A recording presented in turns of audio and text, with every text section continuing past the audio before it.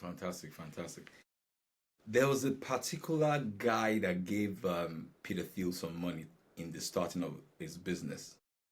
They were playing chess together. And the guy said, the reason why I'm giving you this seed capital is because of the intensity at which you played chess. I know that if you put your heart in anything, it will succeed. I always tell my clients that how you do one thing is how you do everything. And it's all over this book from when they were racing with each other. Can you talk to us about, those things?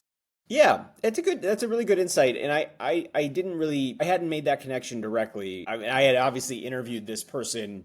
So here's the backstory on that. It's actually kind of a cool backstory. I had been given some of the documents, like the early documents for Confinity, which was the company that was one of the two companies that's a precursor to PayPal. Confinity, for those who are listening, creates a product called PayPal, is started by Max Levchin and Peter Thiel. And so I get these documents and they're financing documents. And on the cap table, there's listed this one name. Everyone else kind of like is like institutional names, right? So funds or banks or whatever. And then you have this one person who like is on his name is on this document, and I had not heard his name before. And so I do some Googling and I find out that he's some musician in San Francisco. And I was like, huh? That's a little weird. Like he's not like a tech person. He's just like some guy. He's like a music guy. And so I reach out and I didn't find any other contact info other than a phone number. So I called his phone number and I left a voicemail. And my voicemail basically, said something like, hi, my name is Jimmy Soni. You don't know me. I'm writing this book about PayPal. You might not even be the person that I'm supposed to call, but your name was on this document where it says you gave money early to the company.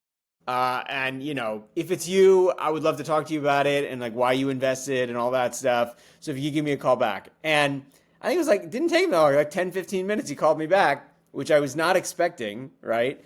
And so then he calls me back and he ends up telling me that the reason that he decided that he was going to invest was because he was playing competitive chess at the time in California. And he was playing competitive chess. And every time he met this guy, Peter Thiel, across the boards, Peter was so intense about these chess games. And so when Peter came to him and said, listen, I have this company, it's called Confinity, we're raising money, this is our kind of friends and family round, would you want to contribute?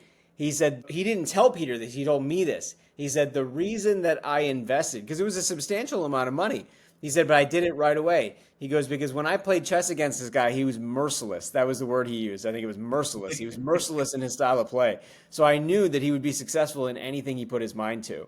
And so